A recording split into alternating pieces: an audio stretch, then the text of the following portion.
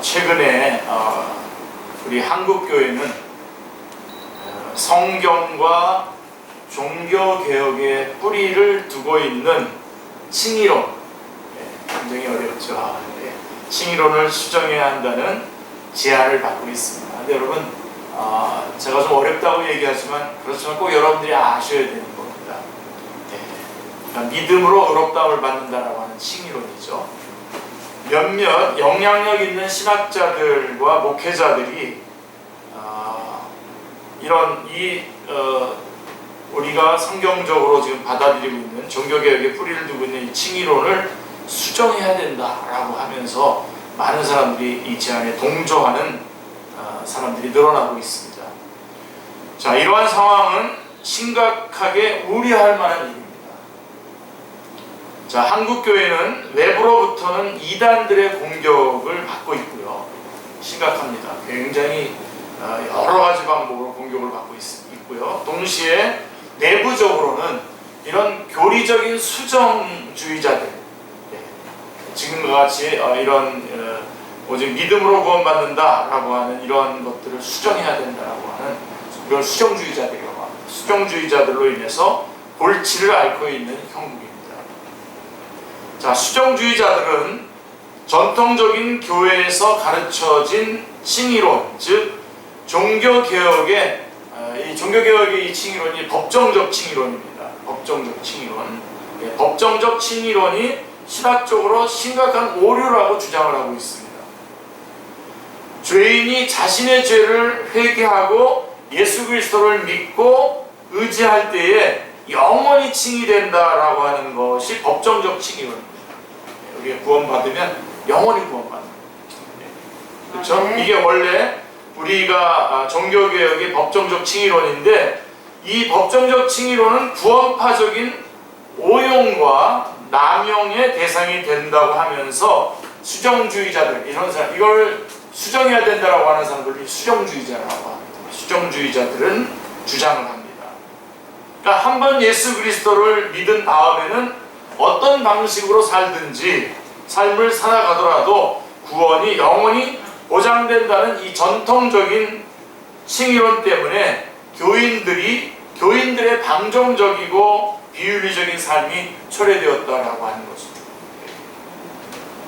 그래서 그들은입니다. 떨어뜨리는 겁니다, 제가.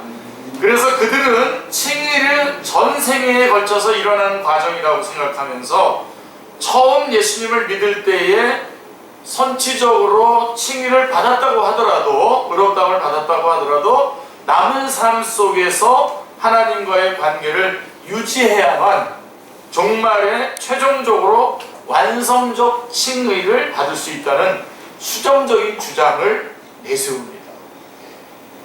굉장히 그럴듯하죠. 따라서 처음 예수님을 믿은 다음 삶의 과정 속에서 하나님과의 관계를 유지하지 않을 경우에 종말론적인 완성적 칭의를 받을 수 없으며 결국 구원에서 탈락할 수 있다고 하는 주장입니다. 그러니까 구원받은 것이 탈락될 수 있다고 하는 주장입니다. 이건 수정주의자라고 하는 것입니다. 자, 한 번 칭의는 영원한 칭의이며 한 번 구원은 영원한 구원이라고 하는 전통적인 교리가 도리어 한국교회의 윤리적 타락의 주범이 되었다고 주장을 하는 겁니다. 그러니까 한 번 구원받았으니까 다른 당상인이 마음대로 사도 된다라고 하는 그런 생각 때문에 한국교회가 윤리적으로 타락하게 되었다라고 하는 주장을 펴면서 수정주의, 그래서 구원받았어도 다시 취소될 수 있다라고 하는 것을 주장하는 게 수정주의입니다. 만약에 이 말이 맞다면 우리 지금 다 구원 못 받죠. 다시 못 받는 자리를 다 탈락했을 겁니다. 예. 우리 어저께 우리 박정민 집사님 우리 동찬을 모였을 때 우리 목사님 최고라 그랬는데 속으로 저는 듣기는 참 좋은데 저는 사실 그런 사람이 아닌데 하는 그런 마음도 좀 있긴 있었습니다. 예.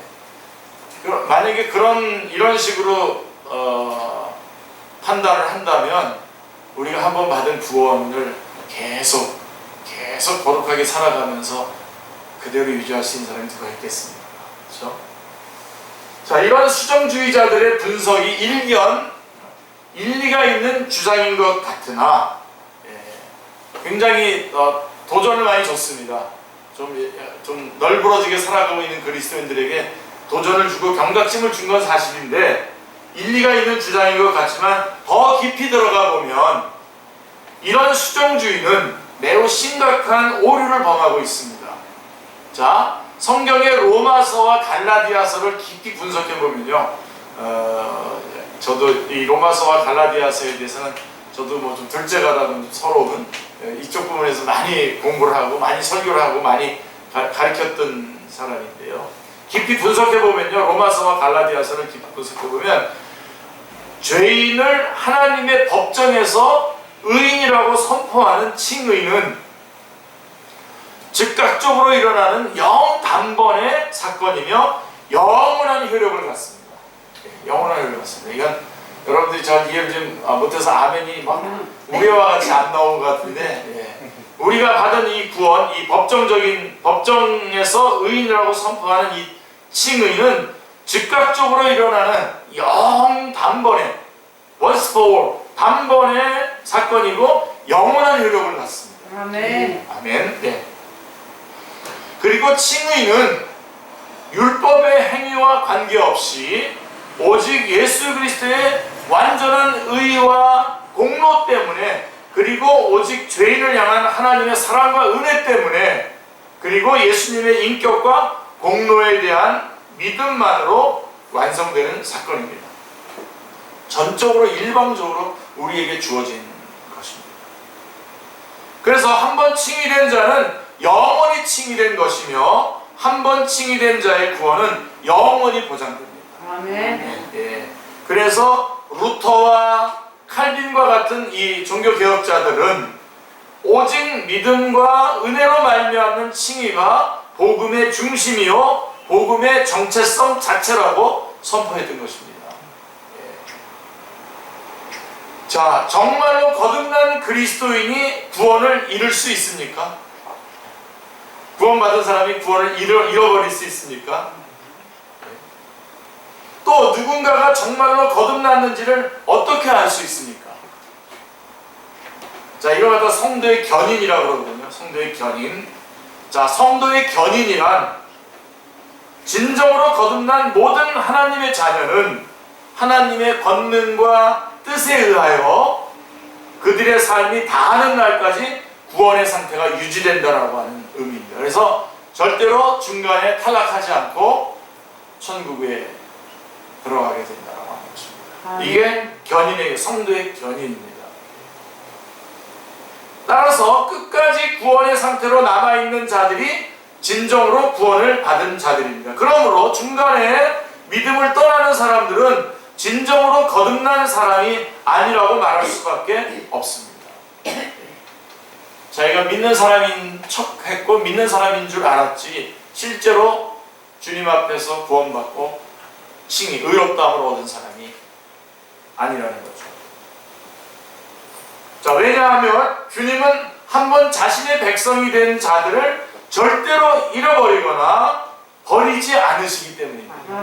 한번 구원한 하나님의 자녀를 절대로 버리지 않습니다. 뭐 우리들도 뭐 가끔 뭐 이렇게 여러분들의 부모님한테 자녀가 돼서 너 인마 집 나가라, 너 내 새끼도 아니야 그렇게 얘기하지만 그게 내 새끼가 아닙니까? 집 나간다 아닙니까? 그게 한번 그게 바뀝니까? 안 바뀌죠. 뭐 또 그리고 우리들도 우리 애들한테 야 인마 너는 우리 집 사람도 아니야 그러면서 야단치지만 그런 게 어디 있습니까? 다. 나갔어도 집 나간 아들이죠.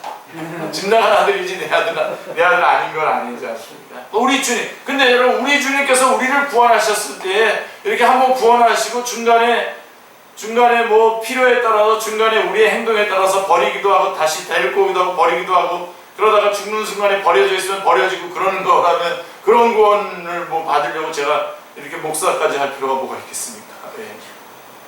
그렇지 않습니다.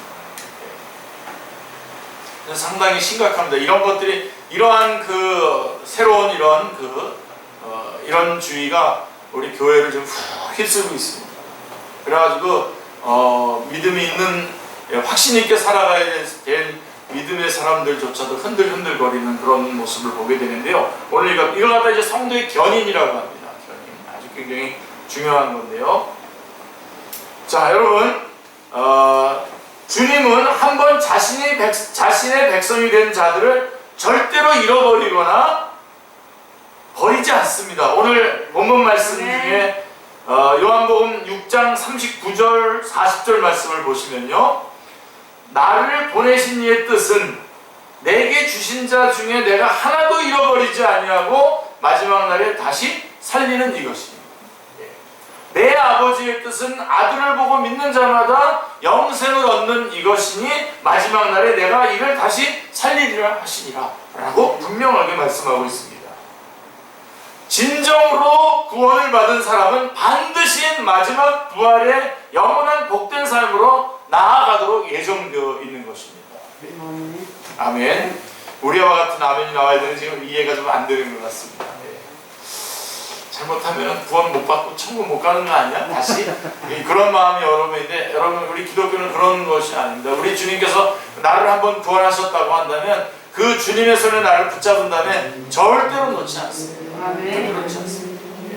비록 우리가 이 땅에서 살아가고 있는 동안에 여러 가지로 주님의 뜻과 다르게 세상적인 그런 유혹과 사탄 마귀의 그런 어떤 그 도전들 때문에 잠깐씩 흐트러지기는 하지만, 그렇다고 해서 우리 주님께서 절대로 내 손을 놓지 않습니다. 저는 가끔 이런 생각해요. 우리 주님께서 제 손을 붙잡고 저도 주님의 손을 붙잡고 가요. 근데 나는 자꾸만 주님을 붙잡은 내 손을 놓지만 주님은 내 손을 절대로 놓지 않습니다.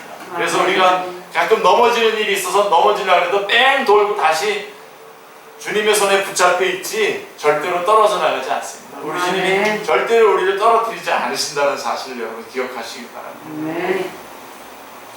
자, 다른 누구도 심지어 우리 스스로도 이 정해진 구원의 복된 운명을 조금도 바꿀 수 없습니다. 우리도 못 바꿉니다.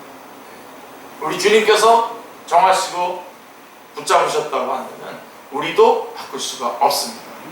이것이 우리 주님의 약속입니다. 자, 스스로가 믿지 않기로 마음을 바꿀 수 있다면 그건 처음부터 정말로 믿은 것이 아니죠. 요한복음 10장 28절 말씀, 제가 너무나 좋아하는 귀한 말씀입니다. 오늘 이 말씀 다 여러분 암송하시기 바랍니다. 내가 그들에게 영생을 주노니 영원히 멸망하지 아니할 것이요 또 그들을 내 손에서 빼앗을 자가 없느니라. 하여간 제 설교 지금 뭐 건성건성 들으시면서라도 이거 암송하시기 바랍니다. 사실 이 말씀 오늘 암송하는 것이 굉장히 중요해요. 내가 그들에게 영생을 주노니 영원히 멸망하지 아니할 것이요 또 그들을 내 손에서 빼앗을 자가 없느니라. 끝까지 우리 주님께서 우리를 구원하신 그 손으로 우리를 끝까지 천국으로까지 인도하실 것이다 라고 하는 말씀입니다. 자, 그러면 예수님을 믿고 거듭난 성도들 중에서도 자신이 정말로 구원을 받았다는 사실을 의심하는 사람들이 상당히 많이 있습니다. 자, 이것은 참으로 안타까운 일인 동시에 꼭 해결받아야 될 문제입니다. 꼭 해결받아야 될 문제입니다. 천국에 가봐야 가는 거지, 이렇게 말하시는 분들이 의외로 많습니다. 그래서 여러분 오늘 아주 분명하게 확신을 가지시길 바랍니다. 하늘나라의 시민권을 이미 가지고 있으면서도 죽는 그날까지 그러한 사실을 계속 의심하면서 신앙생활을 해나간다면 얼마나 안타까운 일입니까? 자, 믿는 성도가 자신의 구원에 대한 확신을 분명하게 가지는 것은 신앙생활에 있어서 너무나도 너무너무 중요한 일입니다. 그렇게 확신을 가지고 살아가느냐, 아닌 채로 구원 받을지 안 받을지, 나는 영원 천국 갈지 안 갈지 모르겠는 상황에서 이렇게 살아가고 있는 것과는 전혀 다른 겁니다. 자, 한번 상상해 보십시오. 자신이 하나님의 자녀라는 사실에 대한 확신이 없이 자신의 구원을 의심하면서 어떻게 고난을 견뎌낼 수 있습니까? 고난을 어떻게 견뎌낼 수가 있어요? 또한 그러한 상태로 죄책감에 시달리거나 심지어 죽음의 문턱에 다가가는 일들이 생긴다면 얼마나 무섭고 힘든 일이 되겠습니까? 결국은 그쪽에 가서 어떻게 될지 모르는, 심판 자리에서 어떤 결론이 날지 모르는 가운데 살아간다고 생각해 보십시오. 얼마나 두렵습니까?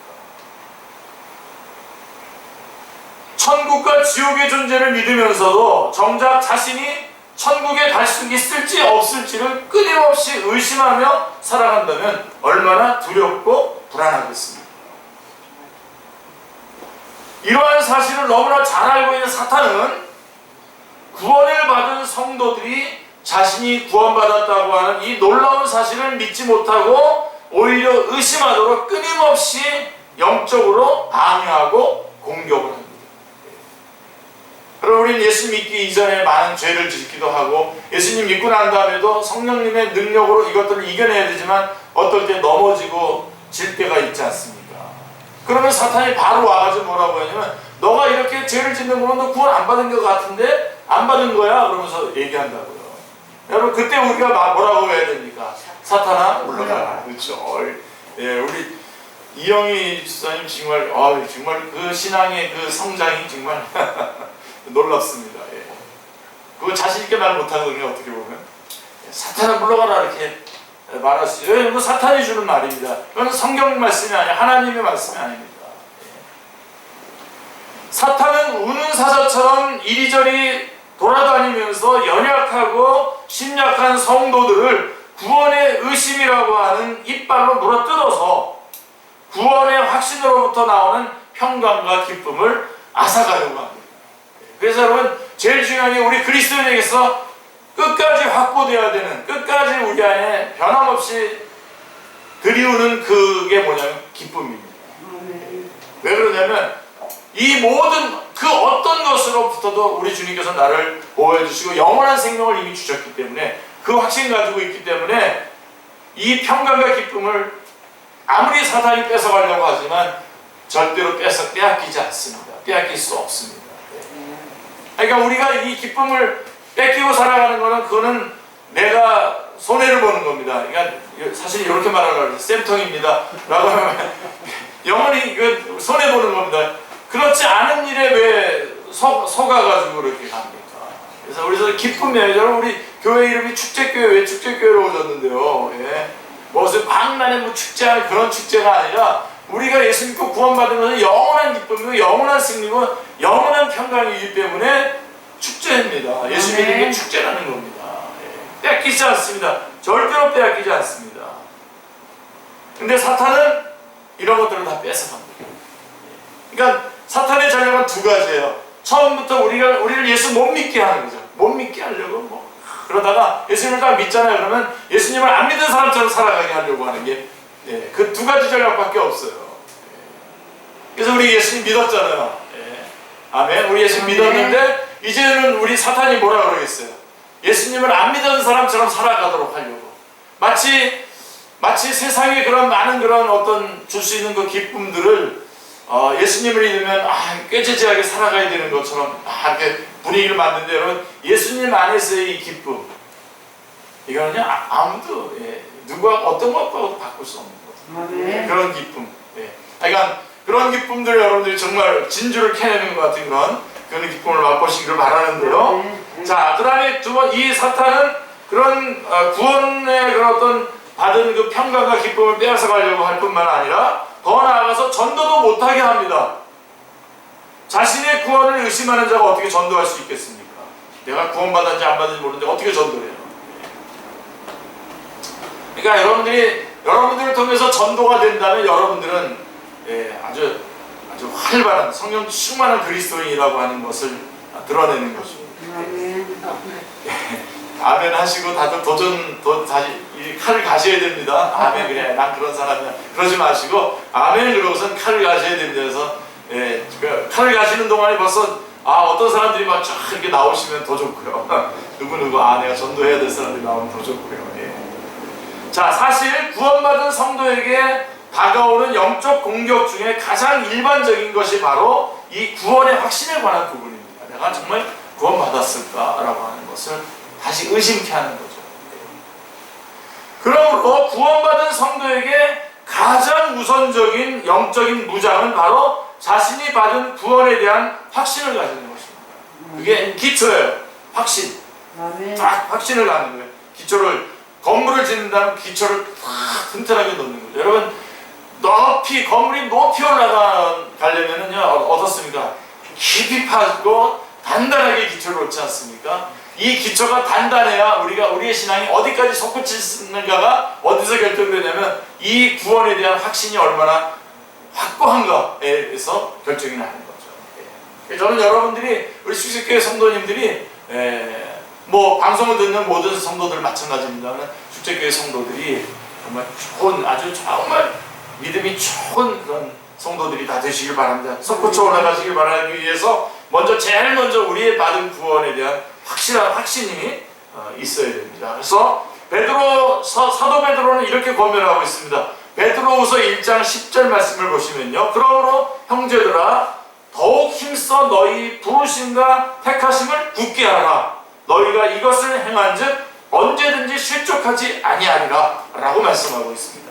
사도 베드로의 이 말씀은 힘써서 구원을 받으라 이런 말이 아닙니다. 힘써서 구원을 받으라 말이 아니라 이미 주어진 구원에 대한 확신을 확실하게 가지라고 하는 거예요. 아멘. 나는 하나님의 자녀다. 아멘. 그리고 많은 유혹이 있을 때 이 더러운 사탄아 물러가라, 내가 하나님의 자녀인 걸 모르냐라고 하면서 당당하게 싸워내는 그러한 그렇게 확신을 가지라고 하는 말씀인 것입니다. 아멘. 자, 그러므로 우리는 이미 받은 구원을 의심하지 말고 하나님께서 선물로 주신 구원의 은혜를 확신하는 가운데에 진정한 평강을 누리는 믿음의 삶으로 나아가야 합니다. 아멘. 자, 구원의 확신을 할 수 없는 사람들이 있어요.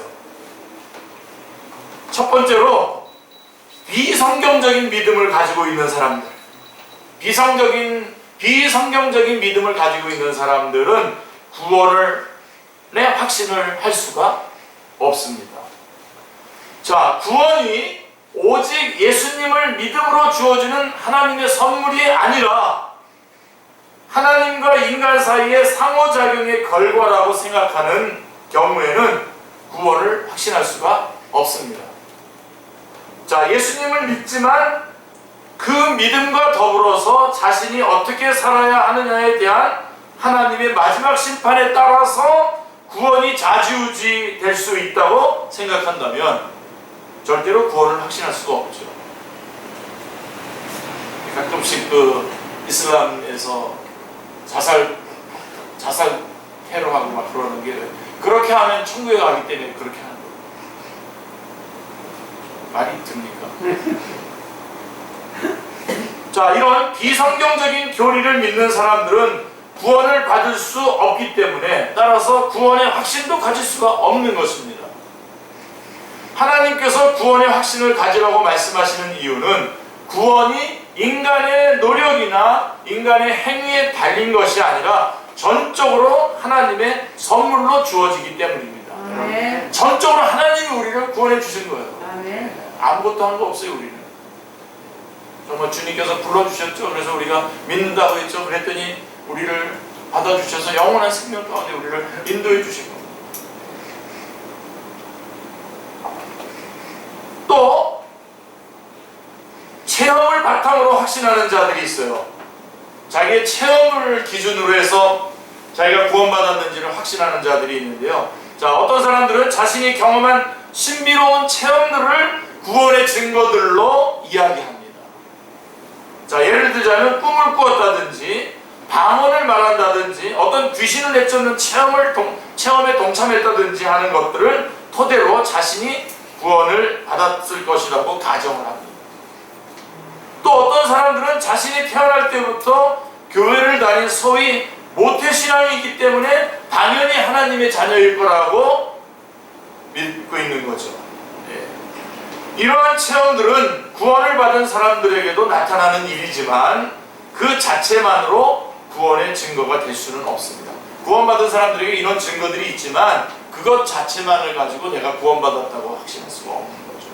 오히려 예수님은 이런 체험을 바탕으로 구원을 확신하는 사람들을 꾸짖으시면서 그들이 구원과는 전혀 상관이 없을 것임을 말씀하셨어요. 마태복음 7장 22절 24절 산상수훈이 마태복음 5장 6장 7장인데 7장의 마지막 부분에 산상수훈의 결론 부분에 우리 주님께서 하나의 예를 드시는데요. 마태복음 7장 22절로 23절 제가 읽어드릴게요.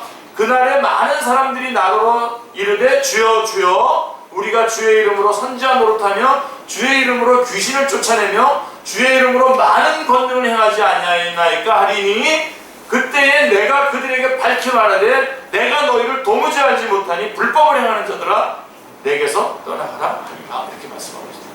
많은 기적들을 행했잖아요. 그런데도 그런 어떤 체험들을 했는데도 그것이 하나님의 자녀라고 하는 구원받았다고 하는 증거가 되지 않는다는 거예요. 얼마든지 사탄도 그런 일을 할 수 있고 얼마든지 세상적인 그런 어떤 힘으로도 발열을 통해서도 그런 일들을 해낼 수도 있는 거. 그래서 뭐라 내가 너희를 도무지 알지 못하니 불법을 행하는 자들아 내게서 떠나가라 하리라 이렇게 말씀하고 있습니다. 자, 그 다음에 또 하나 영접 기도를 따라하는 것을 바탕으로 확신하는 자들이 있어요. 자, 20세기에는 많은 대학생 선교단체, 바로 제가 이런 그 케이스로 들어온 사람인데요, 교회에. 20세기에는 많은 대학생 선교단체들이 일어나서 교회가 다 감당하기 힘든 일들을 하였습니다. 이러한 선교단체들 중에서 많은 단체들은 전도에다가 초점을 두고 열심히 전도를 했죠. 캠퍼스 전도들을 많이 했지 않습니까? 그러한 노력으로 소중한 열매를 맺기도 했지만, 많이 맺기도 했지만 한편으로는 잘못된 구원의 확신을 심어준 일들도 많이 있습니다. 예를 들자면 복음을 전한 뒤에 그것을 들은 사람으로 하여금 영접 기도를 따라하게 한 후에 이렇게 말합니다. 자, 이제 예수님을 구주로 영접하였고 구원을 받았으니 절대로 의심하지 마십시오. 이렇게 말합니다. 저도 이런 방식으로 구원받았습니다. 그런데 사실 이렇게 영접 기도를 한 사람 중에 꾸준히 교회를 다니는 사람들의 비율은 소수에 불과합니다. 누군가가 복음을 듣고 영접 기도를 했다고 하더라도 그 기도가 마음에서 우러나온 진심으로 드린 기도인지는 시간이 지나야만 알 수 있습니다. 바로 그 순간에 알 수 있는 게 아니에요. 얼마든지 뭐 분발할 수 있고 열심을 낼 수 있고 뭐 교회를 다 삼킬 만큼 막 일도 막 해내고 어떤 분은 헌금도 왕창 낼 수도 있는데 그거로 확인되지 않습니다. 하나님이 하시는 영적인 일을 인간이 마음대로 도식화해서 결론을 짓는다는 것은 아주 잘못된 일이죠. 자, 그러면 우리가 구원을 의심하는 이유들을 한번 살펴보겠습니다. 자, 말씀에 비추어 볼 때에 너무나 부족한 자신의 모습을 보면서 내가 받은 구원을 의심합니다. 저부터 시작해서 우리 안에 이런 마음들이 많이 있죠. 사실 말씀의 높은 기준에 비추어 볼 때에 스스로 너무나 부족함을 느끼지 않는 사람은 없을 것입니다. 그렇죠? 때때로 말씀을 읽으면서 그 말씀의 요구와 기준에 너무나도 미달하는 자신의 모습을 느낀다 보면 내가 과연 구원받은 사람이 맞는가라고 하는 의심이 들기도 합니다. 그렇죠? 하지만 비록 말씀의 높은 기준이 우리의 마음을 불편하게 하기도 하지만 길게 보면 은혜가 됩니다. 가짜로 자기 구원받았다고 해서 뭐 잘난 척하고 마음대로 모두 할 수 있다고 하는 사람들보다 나는 구원 못 받았을 것 같아 라고 하면서 마음 졸이면서 많이 마음 불편하게 이렇게 살아가지만 길게 바라보면 은혜가 됩니다. 왜냐하면요, 우리가 말씀의 기준을 통해서 자신의 부족한 삶을 돌아보게 되고요, 돌아보고 정말로 구원을 받는 사람이라면 이렇게 살아가서는 안 되겠다라고 하는 자각을 하기 때문입니다. 그러니까 그렇게 살았느냐 안 살았느냐 보다도 마음속으로 나는 저렇게 살 수 없는 사람인데 라고 하면서 그래, 하나님이 필요하구나 나는. 그러니까 지금 제가 여러분들 마음대로 살으라고 하는 얘기가 아니라, 그런 마음만 갖고 마음대로 살라는 얘기가 아니라 정말로 나는 정말 주님께서 나에게 이렇게 베푸신 그 구원에 합당한 삶을 내가 살기에는 참 많이 부족한 사람인데 정말 하나님의 은혜가 아니었으면 그런 삶을 살 수가 없었을 텐데 라고 하는 것을 깨닫는 거. 눈물이 납니다. 그럴 때 감격이 있죠. 또 우리의 구원을 의심하게 하는 거가 뭐냐면 자기의 부족한 모습 때문에 그렇기도 하고요. 또 하나는 죄책감 때문에 내가 구원받지 않은 거 아니야? 라고 하는 마음이 들죠. 많은 성도들은 자신이 이제 하나님의 구원을 받은 거룩한 백성이므로 죄를 능히 이기고 살아야 한다고 생각을 합니다. 예, 죄를 능히 이기고 살아야 되죠, 그리스도인이. 틀린 생각은 아니지만 구원을 받은 성도라도 이 땅에서는 육신을 가지고 있기 때문에 끊임없이 죄와 씨름하고 또 죄의 유혹에 넘어지기도 합니다. 특별히 성격상 정의감이 강해서 자신의 잘못에 대한 죄책감을 비교적 무겁게 느끼는 사람들은 죄로 넘어진 자신을 용납하는 것은 아주 힘들다. 사실 저도 그런 사람 중에 하나입니다. 정말 못 견뎌. 내가 왜 그렇게 했을까라고 하는 걸 생각하면서 막 며칠 밤을 막 헤매기도 하고 그런데 요즘은 좀 좋아졌습니다. 좋아진 건지 좋아졌다고 하는 말이 무슨 뜻인지 알아요? 좀 그 민감해지면서 하나님의 은혜를 쉽게 받아들일 수 있게 된 거죠. 자, 물론 죄를 짓지 않도록 노력해야 하지만 비록 죄에 넘어지더라도 우리는 예수 그리스도의 십자가를 통해서 주어진 하나님의 용서의 은혜를 적용하고 다시 일어나야 합니다. 그러니까 우리 그리스도인들은 죄를 안 짓는 사람이 아니라 죄를 짓더라도 주님의 용서하심을 믿고 다시 일어나는 사람들이 그리스도인인 것입니다. 그렇지 않고요. 만약에 그렇게 해서 막 하나님의 은혜를 다시 붙잡지 않으면요, 내가 받은 구원을 자꾸 의심하는 자리까지 가요. 내가 구원 안 받은 거 아니야? 라고 하면 이게 사탄이 확 잡아가지고요, 너 안 받았어? 그러고 마음대로 막 휘두릅니다. 물론 구원받은 사람은 결국 하나님께서 하나님의 잡은 손아귀에 있기 때문에 다시 돌아오지만 얼마나 많은 상처를 받고 돌아오게 됩니다. 또 자신의 구원의 순간을 잘 모르는 경우가 있어요. 내가 언제 구원받았는지 모르는 사람들 있지 않습니까? 자신의 구원의 극적인 순간을 아는 사람들도 있지만 그렇지 못한 사람들이 훨씬 더 많습니다. 이것은 결코 이상한 일도 잘못된 일도 아닙니다. 그럼에도 불구하고 자신이 언제 영적으로 거듭났는지를 확실히 가리킬 수 있는 어떤 사건이나 계기가 없어서 자신의 구원을 의심하는 경우들이 종종 있습니다.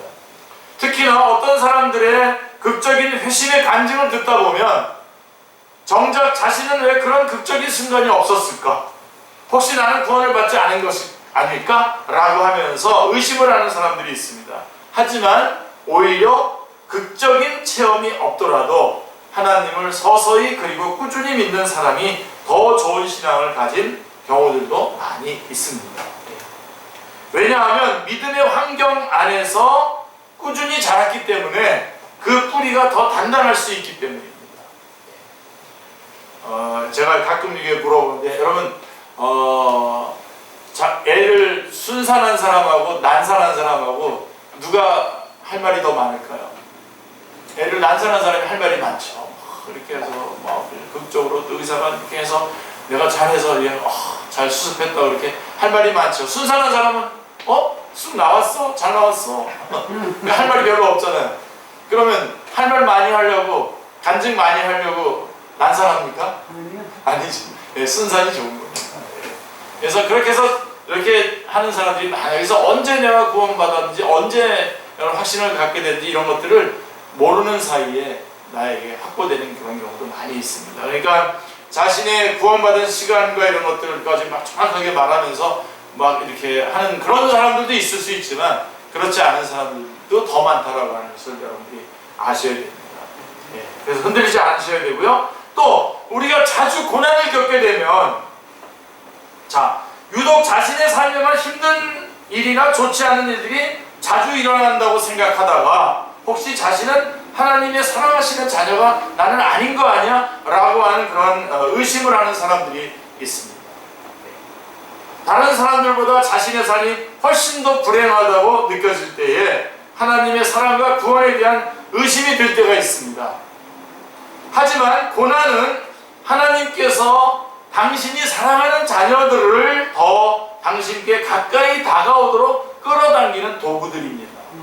그래서 여러분, 오히려 고난받는 것에 대해서 오히려 기뻐하시고 오히려 하나님께 더 가까이 나아가시는 여러분들 다 되시기 바랍니다. 자, 야고보는 고난이 얼마나 믿음에 유용하도록 하나님께서 사용하는 도구이신지를 잘 말씀해주고 있는데요. 야고보서 1장 2절로 4절 말씀에 보면, 내 형제들아 너희가 여러 가지 시험을 당하거든 온전히 기쁘게 여기라. 이는 너희 믿음의 시련이 인내를 만들어내는 줄 너희가 아니라. 인내를 온전히 이루라. 이는 너희로 온전하고 구비하여 조금도 부족함이 없게 하리 하리라 라고 말씀하고 있습니다. 이 야고보의 말씀 이외에도 성경에는 고난이 하나님께서 당신의 사랑하는 자녀들의 믿음을 단단하게 하시려고 자주 쓰시는 도구라고 하는 사실을, 그런 구절들이 수도 없이 많습니다.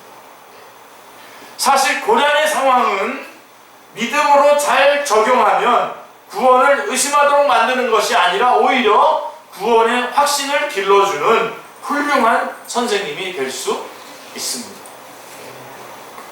그래서 오늘 좀 시간이 많이 갔습니다만 이거 마무리 한번 해보겠습니다. 구원의 확신 가운데 단단해지려면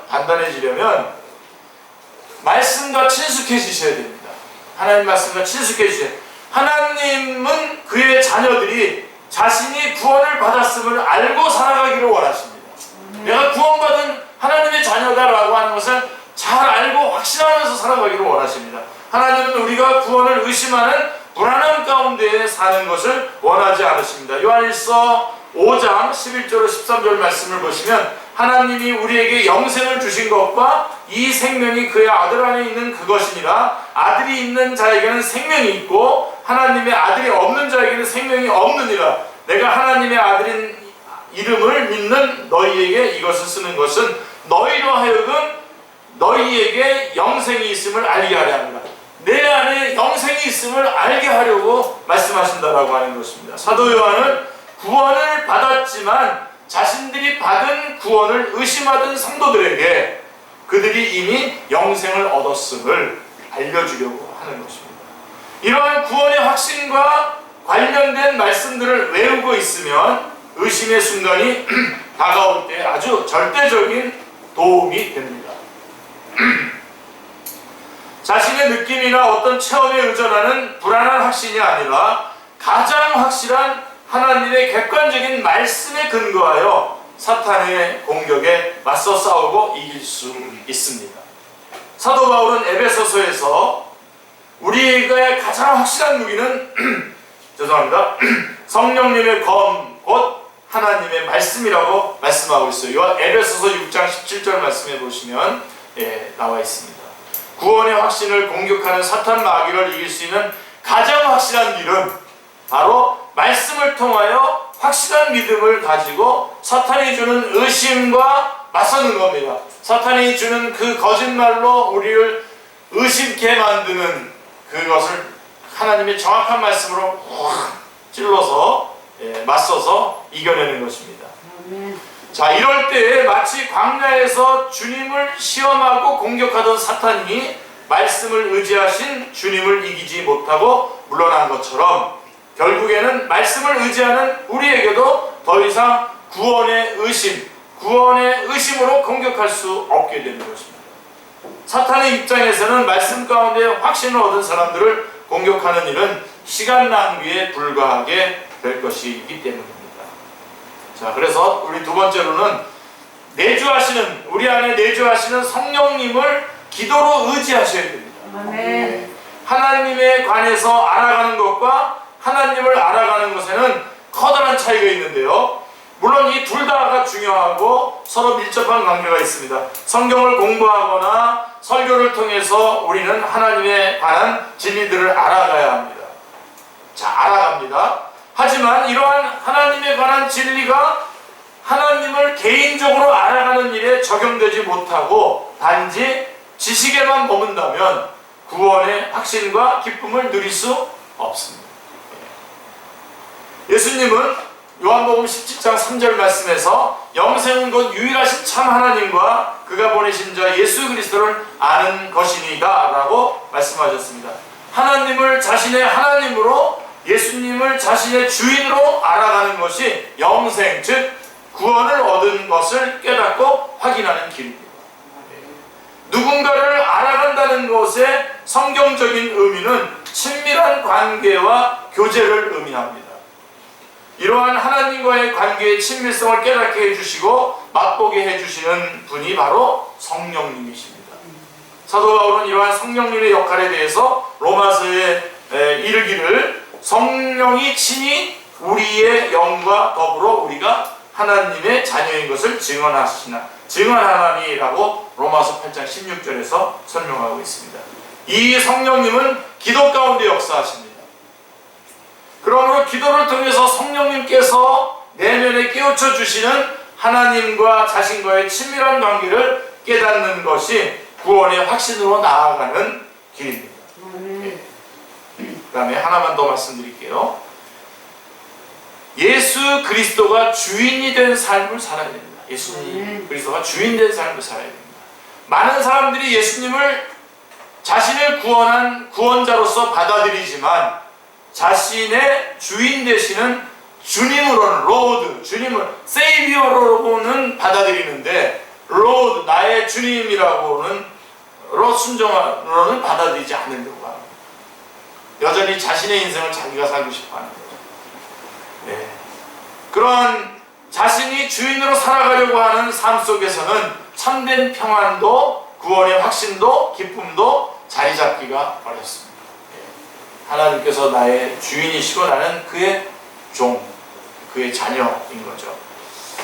하지만 예수 그리스도가 정말 자신의 주인이 되시는 것을 인정하고 그것을 믿음으로 순종하고 실천하는 삶 속에는 성령님의 충만한 구원의 확신이 함께 주어집니다. 여러분, 우리 성령님은 우리 주님은 인격이시기 때문에 우리를 강제로 막 끌고 다니시지 않습니다. 우리가 주님 앞에 나를 온전히 인격적으로 신뢰하고 나를 맡겨드릴 때 성령님께서 나를 인격적으로 이끌어 주시는 것입니다.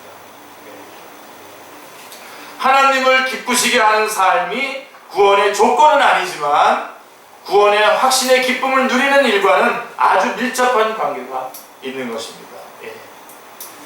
그리고 구원을 가장 소중한 보물로 인식하고 살아야 됩니다. 내 구원이 가장 소중한 것. 우리에게 주어진 구원의 선물은 결코 값싼 무엇이 아닙니다. 사실 이 세상 그 어떤 것과도 비교할 수 없는 하나님의 크신 은혜입니다. 아멘.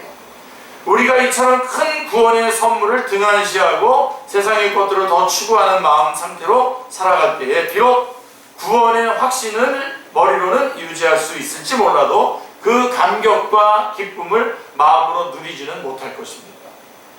구원의 확신 가운데 살아가려면 구원의 완성이 되는 주님의 오심과 하늘나라의 임하심을 바라보는 믿음으로 살아가야 됩니다. 소망을 가지고 살아야 되는 것입니다. 구원도 받고 세상 재미와 성공도 동시에 추구하려고 하는 이중적인 마음으로는 구원의 확신이 주는 풍성한 은혜와 기쁨, 사실 이쪽이 엄청난데요. 엄청난 그 기쁨으로 들어갈 수가, 맛볼 수가 없습니다.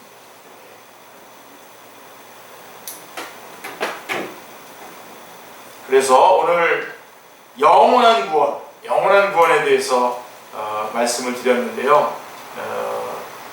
하나님의 구원을 얻기 위해서 인간이 할 수 있는 일이 무엇인가 라고 했을 때에 구원은 오직 은혜로 주어지는 하나님의 선물입니다. 그렇죠? 그래서 인간이 할 수 있는 유일한 일은 이 하나님의 선물을 믿음으로 받아들이는 것밖에 없습니다. 죄와의 씨름에서 넘어지면서도 어떻게 구원의 확신을 유지할 수 있습니까? 자, 구원을 받은 성도라도 육신에 거하기 때문에 죄에서 완전히 벗어나지 못합니다. 죄를 지을 때 우리는 믿음의 눈으로 우리의 죄를 위해서 대신 죽으신 예수 그리스도를 바라보고 다시 한번 복음의 은혜를 적용해야 됩니다. 우리의 죄는 그 자체로는 나쁘지만 비록 우리가 죄로 인하여 넘어질 때라도 그 상황 속에서 예수 그리스도를 바라보며 모든 죄에 대한 용서의 은혜를 베푸신 하나님의 은혜를 믿음으로 요청하고 또 적용할 수 있습니다. 자, 이렇게 할 때에 죄로 인해서 구원의 확신을 의심하게 만드는 사탄의 공격을 피하고 오히려 더욱더 구원의 확신을 확인할 수 있습니다. 제가 좀 오늘 말씀을 정리해 드리는 겁니다. 지금 또 하나님이 정말로 나를 용서하시고 무조건적으로 그리고 영원히 받아들였다고 하는 사실을 우리는 어떻게 믿을 수 있습니까? 오직 말씀으로만 믿을 수 있습니다. 아무리 사탄이 우리에게 의심을 줄지라도 우리 스스로의 느낌이 이 죄는 도저히 용서받을 수 없을 것 같다는 느낌이 든다고 할지라도 오직 하나님의 객관적인 약속의 말씀만을 믿고 의지해야만 합니다. 예수 그리스도의 보혈이 씻지 못할 죄는 없습니다. 자, 구원을 이룰 수 있다고 주장하는 사람들이 주로 인용하는 말씀이 히브리서 6장 4절로 9절 말씀인데요. 하지만 이 말씀은 진정으로 거듭난 사람이 구원을 이룰 수 있다는 뜻이 아닙니다. 아까 처음에 말했지 않습니까? 수정주의자들, 우리가 받은 구원도 취소될 수 있다라고 이렇게 말하는데요. 그러면서 히브리서 6장 4절로 9절 말씀을 그 근거로 대고 있는데요. 자, 그렇다면 이 말씀이 그 근거가 될 수 있는지, 그 진정한 의미가 뭐냐라고 했을 때에 지적 이해와 믿음의 차이, 외형적 참여와 내적인 관계의 차이, 우리와 그들의 차이, 그리고 열매 있음과 없음의 차이를 중심으로 이렇게 쭉 그 말씀들을 생각해 보면 히브리서 6장 4절로 9절과 히브리서 10장 29절 30절은 거듭났다고 고백하고 거듭남의 표시를 갖고 있는 것처럼 보이지만 실은 거듭나지 않은 자들을 묘사하는 본문입니다. 그러니까 여러분 이 히브리서의 말씀을 가지고 너희가 구원받았지만 취소될 수 있다라고 말하는 그런 부분에 대해서 여러분 속지 마십시오.